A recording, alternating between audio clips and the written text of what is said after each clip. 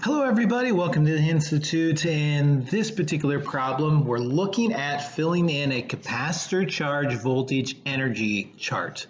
So one of the key ideas we're going to be using is the fact that capacitance is equal to charge over voltage.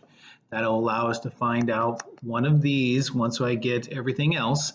And then also the fact that energy can be found a couple different ways. So it could be 1/2 the charge times the voltage, or it could be 1/2 the capacitance times voltage squared, or it could be 1/2 the charge squared over capacitance. Any of those will work. We'll probably go with whatever is the easiest to actually solve. The first thing I would do is we're going to go into finding this equivalent capacitance, just like we would do this if this was a resistor problem. So I've got R1 and R2, and they are connected in parallel. When you have capacitors in parallel, you simply add them together. So we've got a 20 here and a 30 here. Add them together, they're going to act like a 50 microfarad capacitor. Then the 3 over here is also a 50. So when I combine these two together, they are in series with one another. So I'm going to use 1 over 50 plus 1 over 50, which would be 2 over 50. Flip it around, that's 50 over 2, or 25 microfarads.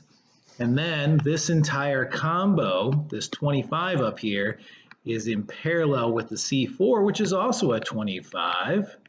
Add those together and you get a total or equivalent capacitance of 50 microfarads. So that's the first part. Then I would do this just like I would do this with resistors, is let's go after the charge. So remember, charge is going to be Q, this is our C, and this is our V. And then we've got energy. So if I'm after Q, I know that C equals Q over V, so Q would actually equal C times V. But I do have to take into account this is microfarads, and I'm taking it times voltage. So when I take 50 and multiply by 10, I get 500. Now there's two ways to do this. I can actually leave this as 500 microcoulombs and everything stay micros, or I could write this as 500 times 10 to the minus 6, which since that is 5 times 10 to the second, this would give me 5 times 10 to the minus 4 coulombs, however you want to kind of do it. Then I kind of work my way backwards, and I like to kind of use charge. When I am in parallel, the charge splits. So some of the charge is going to go here, and some of the charge is going to go there. Since this entire middle section acts like a 25 microfarad, and the bottom acts like a 25 microfarad, they would each get the same amount of charge. They would each get half of this 500 microcoulombs. So the 25 microfarads would get 250. I'm just going to keep this as microcoulombs. And then all of this is going to get 250. And you go, okay, how does that help me? Well, it allows me to figure out the voltage. Now, interestingly enough, another way to look at this is this entire section is in parallel with this section. Things in parallel actually have the same voltage. So that means the voltage across this entire middle section and the voltage across this bottom thing, this bottom piece, should both be the same. They should be the voltage of the battery. So this should hopefully be 10 volts. Let's test it. If I take 250 divided by 25, do I get 10? And sure enough, I do.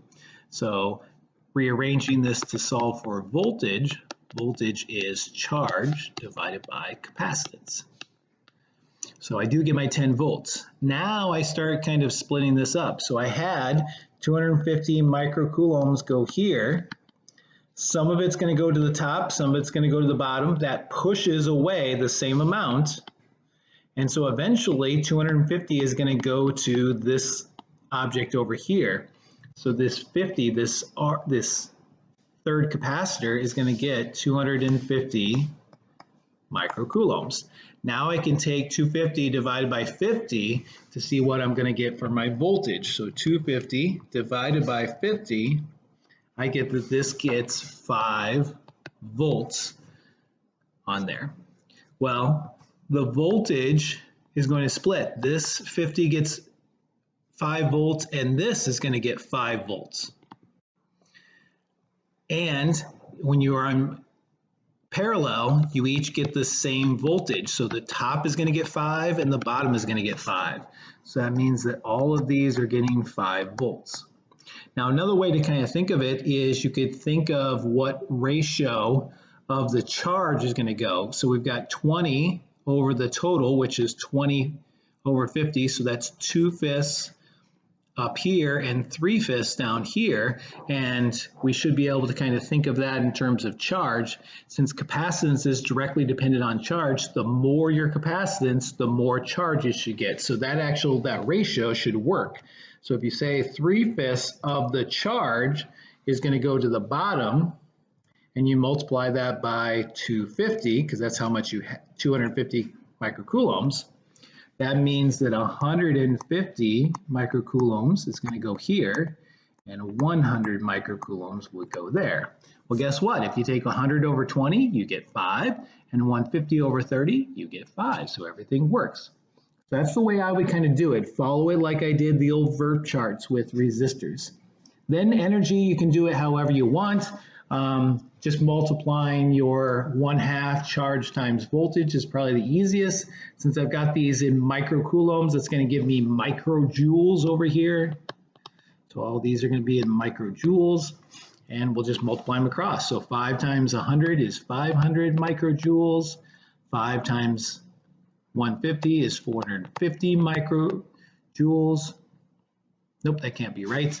How about 750, sorry.